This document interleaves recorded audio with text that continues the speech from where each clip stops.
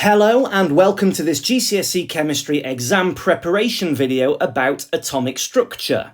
In this video, we'll focus in on the three most important aspects of this topic: atomic structure and isotopes, the development of the atomic model, and how to separate different mixtures. Atoms are made up of three subatomic particles: protons, neutrons, and electrons. An atom is made up of a central nucleus, which contains the protons and the neutrons. And it's the presence of this dense central nucleus that gives the nuclear model its name. And any use of the word nuclear will typically be referring to something's nucleus. And so referring to it as the nuclear model is acknowledging that before this model, we didn't know that the nucleus existed. The final subatomic particle are the electrons, and these orbit at specific distances from the nucleus, referred to as shells or sometimes as energy levels. You need to know about the relative electrical charge of subatomic particles. Electric charge is a fundamental property of matter that causes it to experience a force when placed in an electromagnetic field. And we use the term relative charge as a way of describing the charge of these particles compared to each other. And that's what the use of the relative is for. Protons are positively charged, and we write this normally as a +1. Neutrons have no charge, and we just write this as a 0, but we can also refer to these particles as being neutral. Electrons are negatively charged, and we usually write this as -1.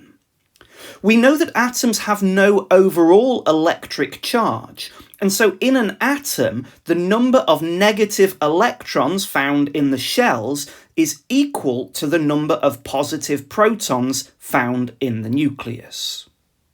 All elements have an atomic number, and this is the number of protons in an atom's nucleus.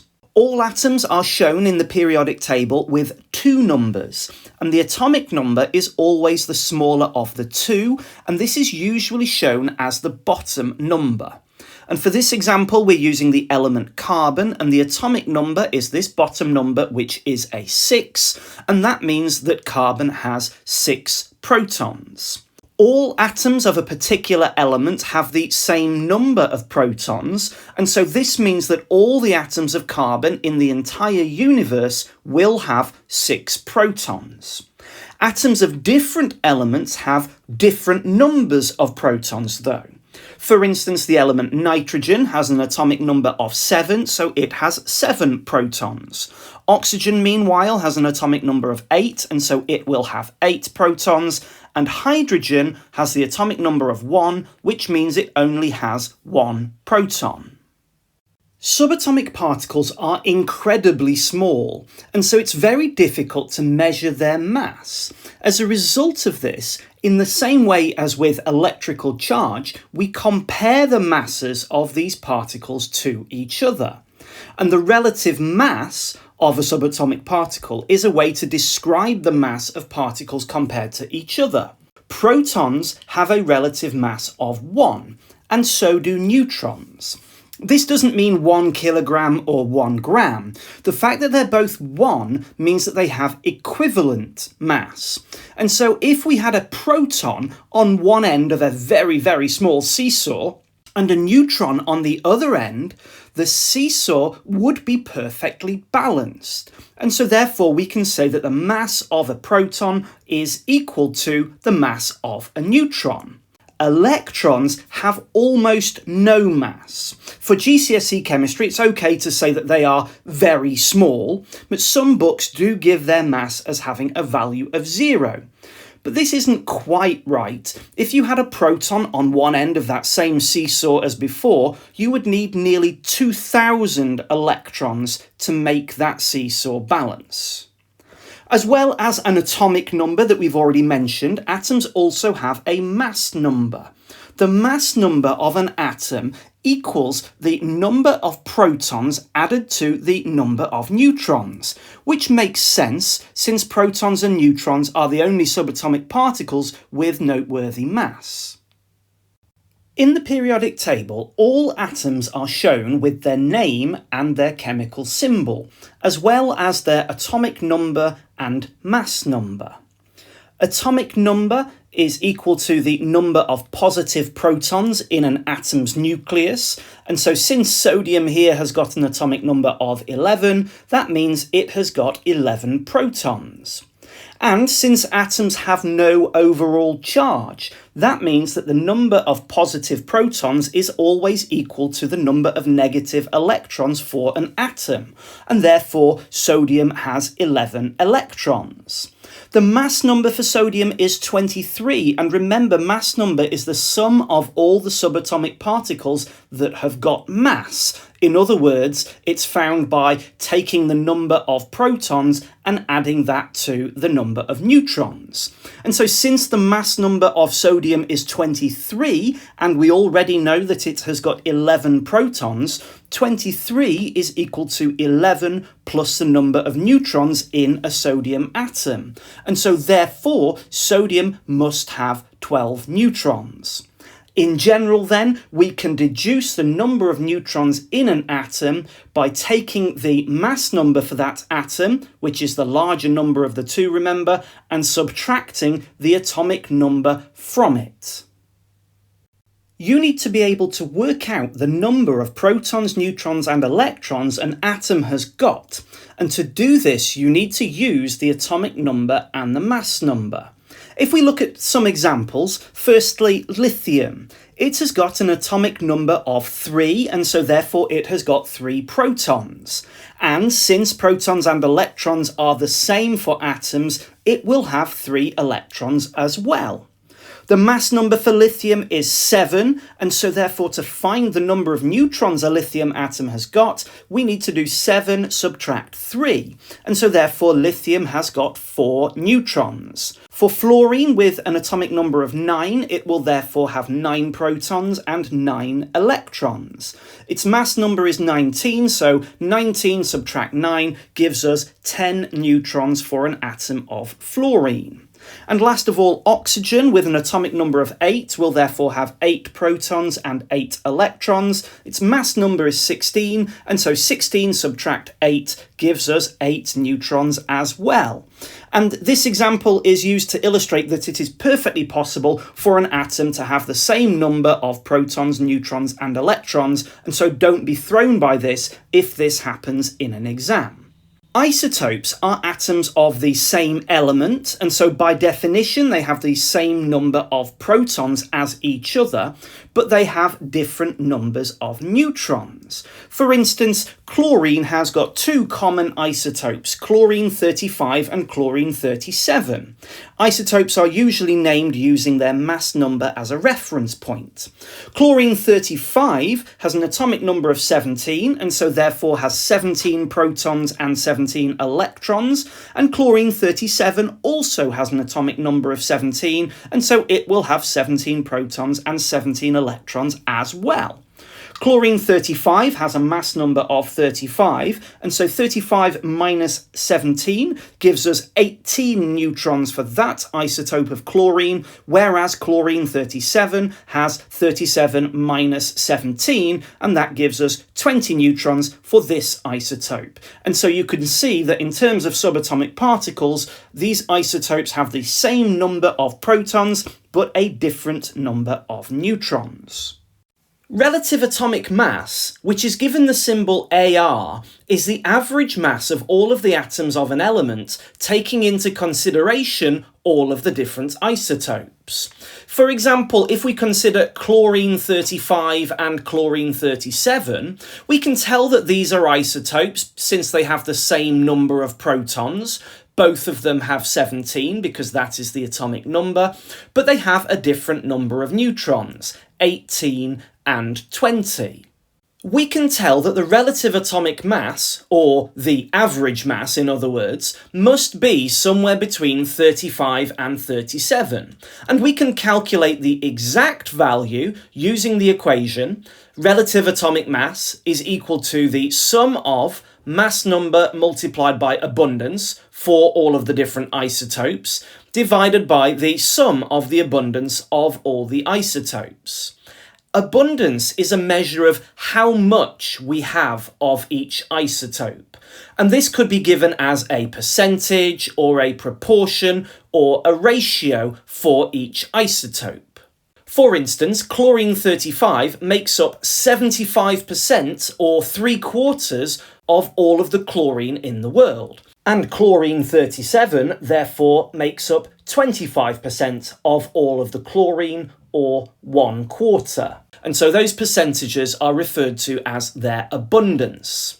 And so to calculate the relative atomic mass for chlorine, we would take 35, the mass number of the first isotope, and multiply it by its abundance as a percentage, and then add that to the mass number of the second isotope, 37, and multiply it by its percentage, 25. And the sum of all the abundances when we're working with percentages is always 100, so I'm going to divide this by 100.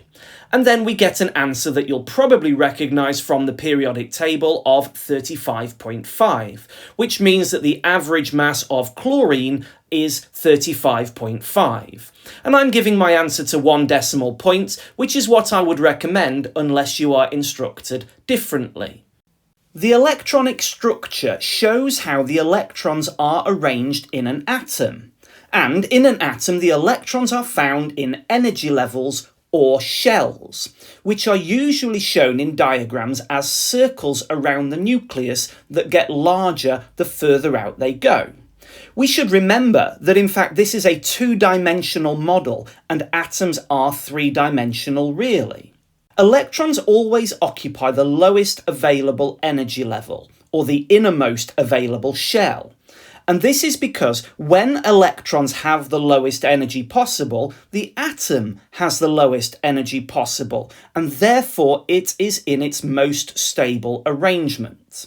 For GCSE Chemistry, you need to be able to work with any of the first 20 elements. And the reason that we stop at 20 is that the electron arrangement gets more complicated after this point, and you only learn more about the 21st element and onwards in A-level chemistry. For GCSE Chemistry, when working out how many electrons are in the specific shells, we need to remember that we fill the inner shell first, and then that each shell has a limited capacity, and you need to know the capacity of each shell. And the first shell can hold a maximum of 2 electrons before it is filled. And once one shell is filled, we need to move on to the next one. And the second shell has a capacity of 8 electrons before it is filled. And once it's filled, we move out to the third electron shell, which can hold a maximum of 8 before it is filled. And then the fourth shell, for GCSE Chemistry, you will never have to put more than 2 electrons into this shell. You need to be able to work out what the electronic structure is for any of the first 20 elements. So I'm going to take you through a few examples of how we do this. First of all, if we take a look at lithium, what we need to do is work out how many electrons we need to put into the shells. Well, lithium has an atomic number of 3, which means it's got 3 protons, and so therefore, as an atom, it will have 3 electrons as well. We need to remember to fill up from the innermost shell first, so that has a capacity of 2, so we put 2 electrons into there. And then we've got 1 more electron to put in, so that goes into the second shell. I've been using large crosses for my electrons, but it is okay to use dots as well. This type of diagram is often referred to as a dot and cross diagram, but if you do choose to use a dot, make sure it's a really clear dot that is obviously not a random spot on your paper. Now, drawing a diagram like this, you don't always need to include all of the shells. Usually, you'll be given the correct number of shells to fill in. Don't worry about leaving shells empty if you've been given more shells than you need, but here, really, we should only have 2 occupied shells with 1 electron in the outer shell. It can be quite time-consuming to draw electron shell diagrams like this, and so sometimes we can write the electronic structure just simply as numbers instead of with a diagram. And when we do this, we're simply counting the number of electrons in each shell. So lithium has got 2 electrons in its lowest energy level, or its innermost shell, so we'd write a 2, and it's got 1 in the next energy level, or the next shell, so we'd write a 1, and we'd separate the numbers with a comma, and so we'd write 2, 1, and that is showing 2 in the first shell and 1 in the outer shell. John Dalton was an English chemist, and he was a big fan of the ideas of the ancient Greek philosophers from thousands of years before. Like them, he thought that atoms were tiny spheres that could not be divided. He likened them to the balls that were used for a game called billiards, which evolved into pool and snooker today. And in 1803, he put forward his billiard ball model, which effectively just built on the idea of the ancient Greeks.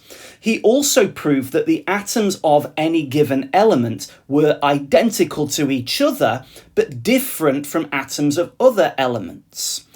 Unlike the ancient Greeks, who effectively talked and thought about their ideas, his theory and his model was based on extensive reproducible experimentation and observation. However, less than 100 years after Dalton proposed his model, new evidence about atomic structure was found through experiments, and the electron was discovered. And this new evidence could not be explained using the current model, so a different model was needed. The discovery of the electron by J.J. Thomson at the end of the 19th century led to the Plum pudding model. According to this model, atoms were not solid spheres, as had been previously thought, but in fact they had negative electrons embedded in them.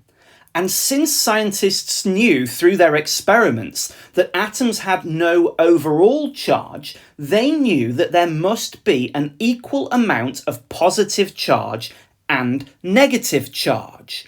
And so the atom was thought to be a ball of positive charge, and that way the negative electrons were embedded within them.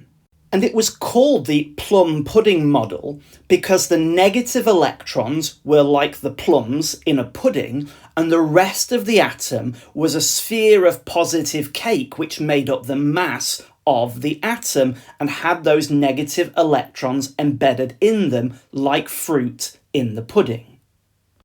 In 1909, 2 scientists named Rutherford and Marsden carried out the alpha particle scattering experiment.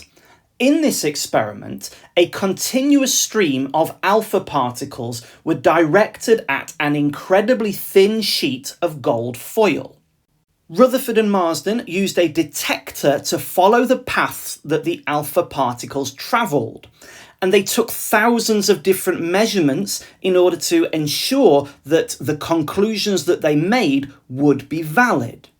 Alpha particles can also be referred to as helium nuclei, and that's because they are made up of 2 neutrons and 2 positive protons. And so overall, alpha particles have got a positive charge and they have significant mass. If the Plum pudding model was correct, most of the alpha particles would go straight through the gold foil, or change direction and be deflected by less than 4 degrees. The results were unexpected. Although most alpha particles did go straight through the gold foil, far more were deflected than expected, and by much more than 4 degrees. Even more surprising, about 1 out of every 8,000 was deflected by more than 90 degrees, and so was effectively deflected back in the same direction as the alpha particle source. And so since the Plum pudding model could not explain these observations, a new model was required. The observations of the alpha particle scattering experiment led to a number of conclusions that shaped the new model. First of all, most of the alpha particles passed straight through the gold foil. This led to the conclusion that most of an atom is in fact empty space. And then the fact that some of the alpha particles were deflected led to the conclusion that atoms must have a nucleus at its centre, which is very, very small compared to the rest of the atom, much smaller than I'm showing here in the diagram. We now know that the nucleus is 10,000 times smaller than the atom as a whole. Further conclusions from the alpha particle experiment were that the nucleus must have a positive charge, and this explained the deflected path of the alpha particles. Additionally, the nucleus was concluded to be where the mass of an atom was concentrated in its centre, in this place that had just been named the nucleus. The results of the alpha particle experiment led to Ernest Rutherford proposing the nuclear model in 1909, and this was widely accepted because it gave a much better explanation for the evidence of the alpha particle scattering experiment than the Plum pudding model could. It's really common in an exam question for you to be asked to compare the Plum pudding model to the nuclear model. In that situation, I advise you to give 2-for-1 sentences where you'll explain one aspect of one model and link it immediately to that same aspect in the other model where possible. For instance, in the Plum pudding model, an atom is a solid sphere, whereas in the nuclear model, the atom is mostly empty space. In the Plum pudding model, the atom is a ball of positive charge, whereas in the nuclear model, the positive charge is all in the nucleus. In the Plum pudding model, the mass is spread out across the whole of the sphere, whereas in the nuclear model, the mass is concentrated in the nucleus, in the centre of the atom. In the Plum pudding model, the electrons are embedded throughout that positive sphere, whereas in the nuclear model, the electrons and the nucleus are separate since the electrons are in orbit around the nucleus. The final subatomic particle to be discovered was the neutron, and this was thanks to the experimental work of James Chadwick in 1932, around 20 years after the idea of the nucleus was accepted. And he concluded from his experiments that neutrons exist within the nucleus. He discovered the existence of neutrons.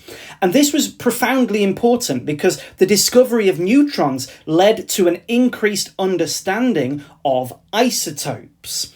And isotopes are atoms of the same element, which have got the same number of protons. For instance, the most common form of carbon is carbon-12 with 6 protons, but there also exists carbon-13 and carbon-14, all with 6 protons. But isotopes have a different number of neutrons. Carbon-12 has 6, carbon-13 has 7, and carbon-14 has 8. And so thanks to the experimental work of Chadwick, our model for the atom now had a central nucleus containing 2 subatomic particles, the protons and the neutrons, and that nucleus was orbited by electrons which had a negative charge in energy levels or shells which were a specific distance from the nucleus.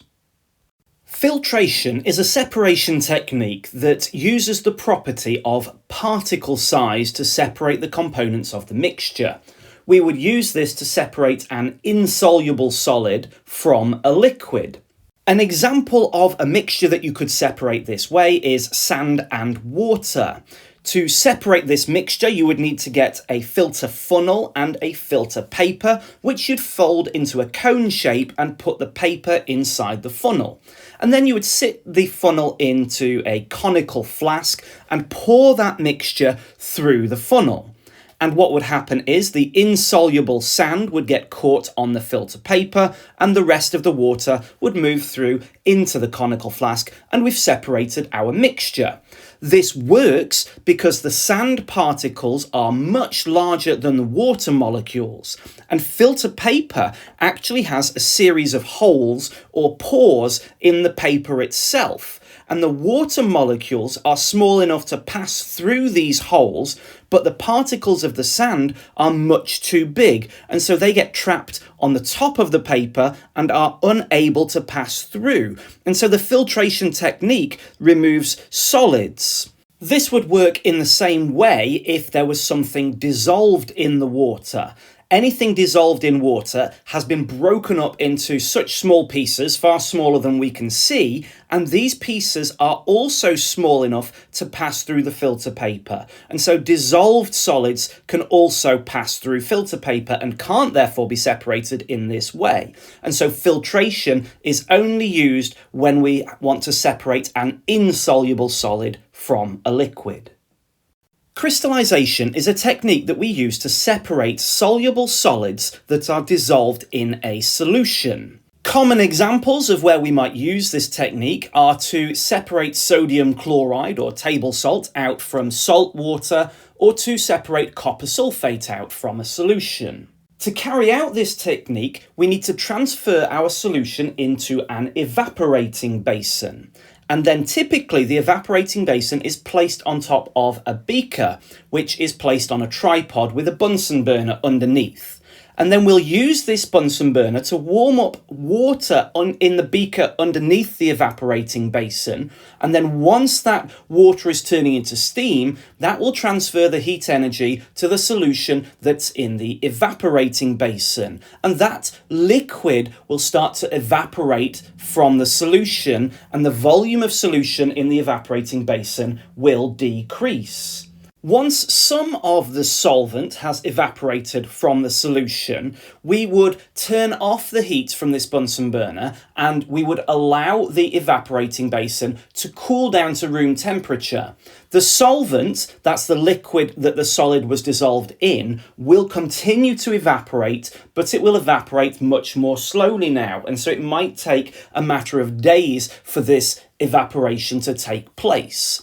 It will take place faster if you put your evaporating basin somewhere warm or on a window ledge in direct sunlight. We can also dry the solution in some kind of drying oven, so that's an oven that's not too hot, or a desiccator. Either of those, the solvent will gradually evaporate from the solution and we'll be left with crystals of our copper sulfate, for instance. Instead of carrying out the technique like this, we can sometimes heat the solution directly with a Bunsen burner. And this is a much faster technique, as you can probably imagine. But we don't always prefer to use this method for a number of reasons. First of all, if the solvent is highly flammable, this technique is much more dangerous. It's far better to not heat the solution directly. And in that case, we might actually choose to heat it with some kind of hot plate instead of any kind of Bunsen burner at all. Additionally, the crystals that form from the more direct evaporation of all of the solvent are much smaller than those that you get from the more gradual crystallization, where you've reduced the volume and let it evaporate the rest of the way naturally. And we get much larger crystals that way. Not only that, some crystals are more temperature sensitive than you might imagine, and if we heat them directly using a Bunsen burner pointed straight at the evaporating basin, sometimes those crystals can decompose and fall apart and change into something that we don't want to happen. And that's why the preferred method is using this water bath technique and letting the rest of the solvent evaporate naturally in a warm place. Chromatography is a separation technique that uses the property of solubility to separate the different components in a mixture. Typically, we'll use this to separate different coloured dyes from something like an ink. In this technique, what we do is we take a piece of chromatography paper or filter paper, and we mark a pencil line on this paper, and on this line we place our sample that we're going to separate. And this sample will be a mixture of different colours that was all together in the same place at first. and then we place our piece of paper into a beaker that contains a solvent. Typically, this solvent might be water.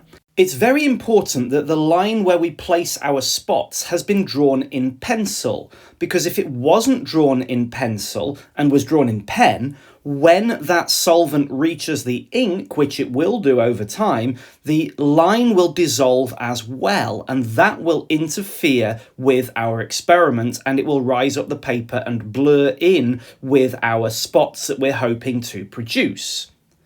Because the solvent might not be water, it might be something like ethanol, which evaporates quite easily. We sometimes put a lid on our chromatography experiment because that will reduce the rate at which the solvent evaporates.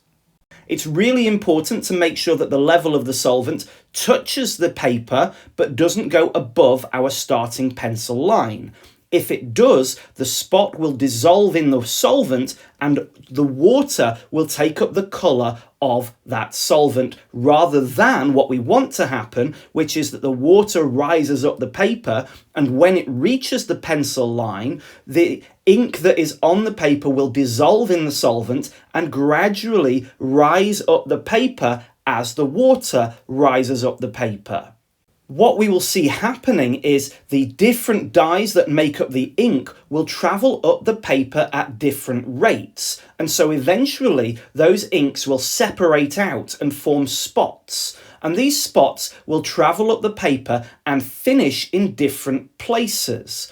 We will stop the chromatography when the solvent has got towards the top of the paper. It doesn't need to get right to the top, but towards the top, because that will allow the greatest separation for our spots. Once the solvent has risen towards the top of the paper, it doesn't need to be the very top, we take the paper out of the beaker and we mark on how far that solvent has got. This is referred to as the solvent front. And then we will draw around the spots in a pencil and mark on how far those spots have travelled as well. We will always make our measurements from the starting line, sometimes referred to as the baseline, that we drew in pencil, and we measure from that line to the solvent front, or from that line to the spot. And we always measure our spots from the middle of the spot because they're unlikely to be perfectly circular. This completed picture that we get from the pattern of the spots on our paper is called a chromatogram. And we can use a chromatogram in a variety of different ways. First of all, we can determine whether or not a sample is pure, because if it is pure, we will only get one spot on our paper. We can also look to see how many components there are in a mixture, and the number of spots that we see having separated out tells us the number of inks that there were in the original sample. If we see 3 spots on our chromatogram, there were 3 inks in the original sample. If there are only 2 spots, then there were only 2 inks in the original sample. Another way that we can use our chromatogram is by comparing the substances contained in the different samples. For instance, we can see that for our substance X and substance Y, they didn't have the same number of substances, but their red coloured dye appeared to travel the same distance up the paper, and that suggests that they are the same dye. And in the same way, the light blue coloured dye in X travelled the same distance as the light blue dye in Y, and that suggests that they are the same dye as well. And substance Z, whilst it had a red coloured dye, it must have been a different red dye to the dye in X and Y, because otherwise it would have travelled the same distance, and there isn't a red spot in this position. The red spot for Z did not travel to such a height that they did for X and Y, which suggests it's a different dye. And we can also compare our samples that we've tested to a set of reference values. Perhaps we could have some reference values for a range of different coloured red dyes, and we could identify that the red dye present in Z is this one because this known sample of red coloured dye travelled the same height that Z did. and the red colour in X and Y travelled the same height as this colour, and so that means it is this red dye. And there wasn't any red coloured dye that travelled any higher than that, so those other known dyes that were red weren't present in either of our three samples. The final way that we can use our chromatogram is by making statements about the solubility of the different substances. The further a dye has travelled, the more soluble it is in the solvent that we used. And so this dark coloured dye, this blue dye that's present in X, appears to be the most soluble of all of the substances tested because it travelled the furthest up the paper. And that's a characteristic of a more soluble dye. And then the red colour in Z travelled the least distance up the paper, and that means it is the least soluble of all the dyes that were tested. Simple distillation is a technique that we use to separate mixtures that contain at least one liquid. And the property that we're taking advantage of to separate our liquid out from the mixture is its boiling point. If we were using a mixture of two liquids, we could use simple distillation if those two liquids had different boiling points. Or we could use this technique to separate a mixture of a liquid that has got some kind of solid dissolved in it, for instance with seawater. The process of distillation can be used to remove the salt from seawater and to produce drinkable water as a result. This involves firstly heating the water in a flask or in a tank, depending on the scale that you're carrying this out on. And when this happens, the water will boil and steam will form. And then this steam will rise up and out of the flask, leaving behind any dissolved salts as a solid in the flask.